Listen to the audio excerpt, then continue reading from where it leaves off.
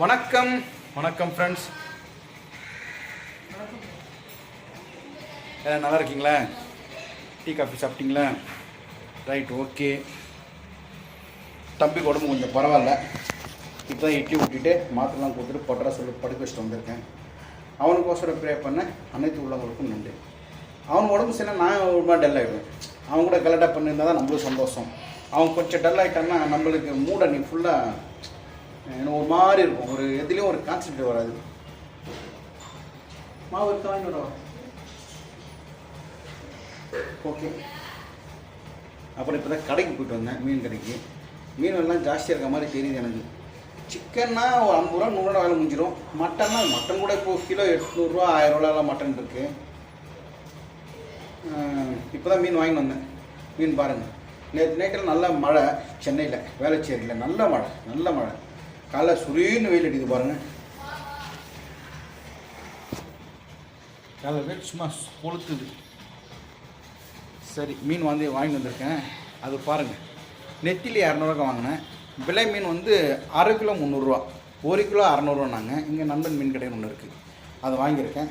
பாருங்கள், ஃப்ரெஷ்ஷாக இருக்குன்னாங்க. உங்களுக்கு தெரியும் ஃப்ரெஷ்ஷாக இருக்கலன்னு. ஆனால் ஃப்ரெஷ்ஷாக நம்ம தானே அவன் என்ன பண்ணுறது வேறு. இங்கே என்ன, நான் சைதாப்பேட்டை போயிட்டு வரது 2 மணி நேரம் டிராஃபிக்கில். ஓகே,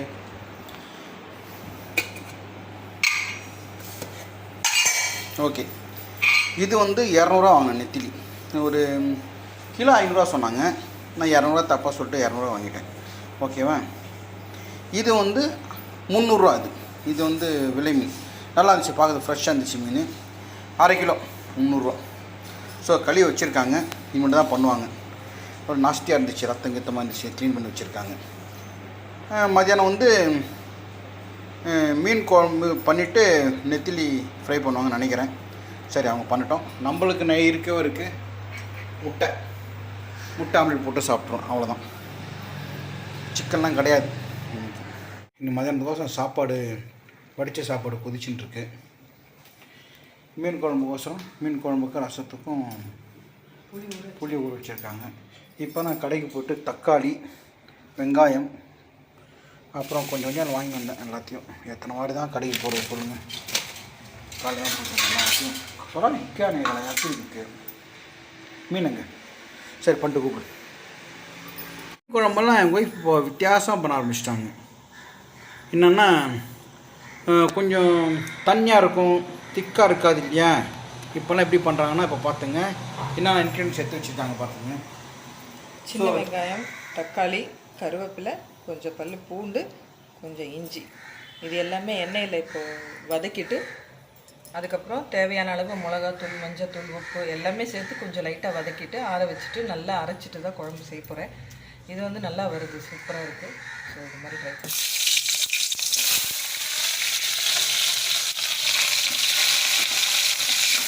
இந்த மாதிரி நீங்களும் செஞ்சு பாருங்கள். இதை பண்ணுறது இதே மாதிரி பார்த்துங்க. பூண்டு, கொஞ்சமாக இஞ்சி, கொஞ்சமாக கருவேப்பிலை.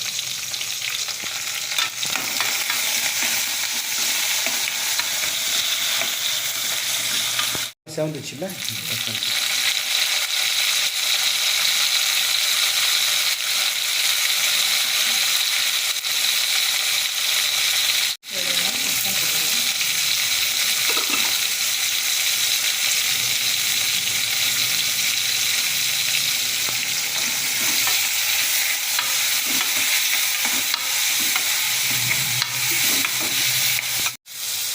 இது அப்படியே எடுத்துருவிட தனியாக. இதுலேயே மிளகாத்தூள்லாம் போட்டு அதுக்கப்புறம் இருக்கும். சூரியன் என்ன பண்ணுறான் பார்த்தோம்.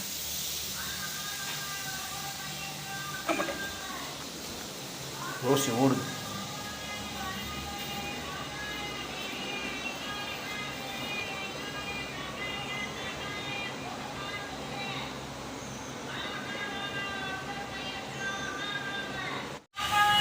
ஆக்சுவலாக அவன் தூக்கவும் மாட்டான், ரொம்ப டயர்டாகிட்டு. இன்னும் ஃபீவர் இருக்குது.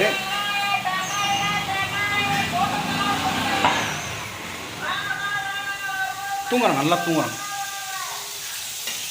அவ்வளோ சீக்கிரம் தூங்க, டிவி பார்ப்பான், எழுதுவான், ரேடியோ கேட்பான். அவனால் முடியல, அதான் தூங்கிட்டு இருக்கான்.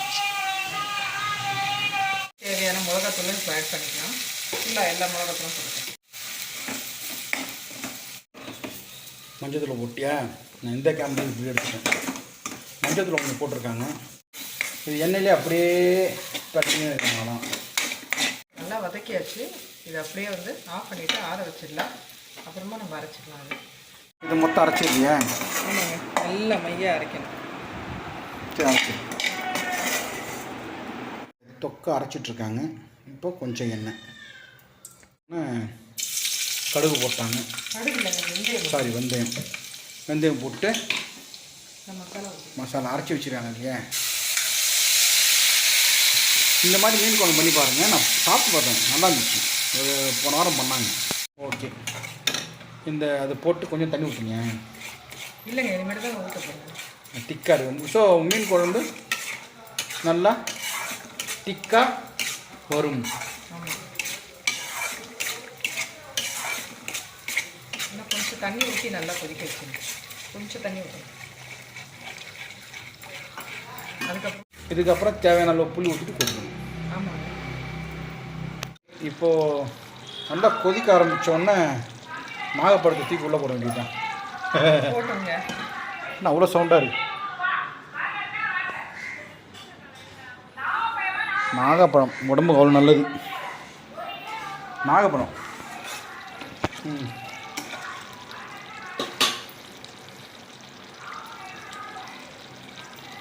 நல்லா கொதிச்சப்புறம் புளியை ஊற்றணும். இதெல்லாம் அவங்க சொல்ல வேண்டியது, நான் ஒன்றா சொல்லிகிட்டு இருக்கேன். அங்கே வாய் மூடி ஊற்றிட்டு இருப்பாங்க. புளி கரைச்சி ஊற்றிடலாம். கீழே கூட ஊற்றலாம், தேவையான அளவு. அப்போது நல்லா இதோடு சேர்ந்து நல்லா கொதிச்சதுக்கப்புறமா நம்ம கொஞ்சமாக மாங்காய் கட் பண்ணி வச்சுருக்கேன், அதுவும் போட்டு மீனும் போட்டுக்கலாம். இது நல்லா அந்த புளியோட வாசனை, அதெல்லாம் பச்சை வாசனை போகிற வரைக்கும் கொதிக்கட்டுங்க. இப்போ நல்லா அந்த புளி ஊற்றினா எல்லாம் கொதிச்சிருச்சு. நல்லா எண்ணெயும் பிரிஞ்சு வந்துடுச்சு. இப்போ இதில் கொஞ்சோண்டு மாங்காய் போட்டுக்கலாங்க. மீன் குழம்புல மாங்காய் போட்டது செம்ம டேஸ்ட்டாக இருக்கும். ஸோ கொஞ்சமாக போட்டுக்கலாம். அதுக்கப்புறம் மீனும் நம்ம இப்போ போட்டுக்கலாங்க.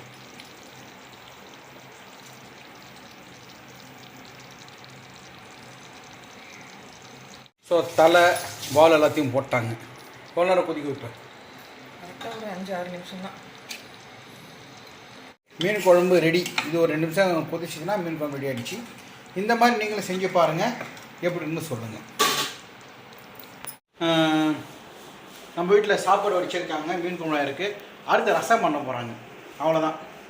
சூரிக்கு எனக்கு முட்டை, இவங்களுக்கு மீன். அவ்வளோதான். வாங்க சாப்பிட்லாம். வாங்க சாப்பிடலாம்.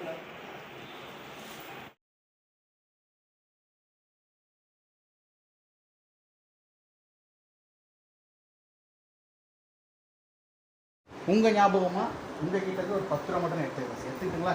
எடுத்துக்கிறேன் சார். கை பிடிச்சிடுங்க சார். அப்படியே எடுங்க சார். என்கிட்ட எதுவுமே இல்லை சார்.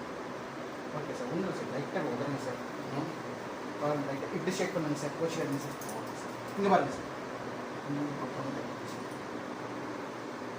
ஞாபகம் வச்சுக்கலாம் சார். சின்ன சின்ன மேஜிக்கெல்லாம் தேங்க்யூ. ரொம்ப சந்தோஷம். இந்த மேஜிக்கே சார்கிட்ட பண்ணிக்கிறது ரொம்ப சந்தோஷம் சார். ஒரு நாள் வீட்டுக்கு வாங்க சார். என் தம்பி வர சொல்லிக்கலாம். ராமச்சந்திரன் சார் வீடு வாங்க பேச்சு வராது அவங்களுக்கு. கண்டிப்பாக. சரி, ஓகே.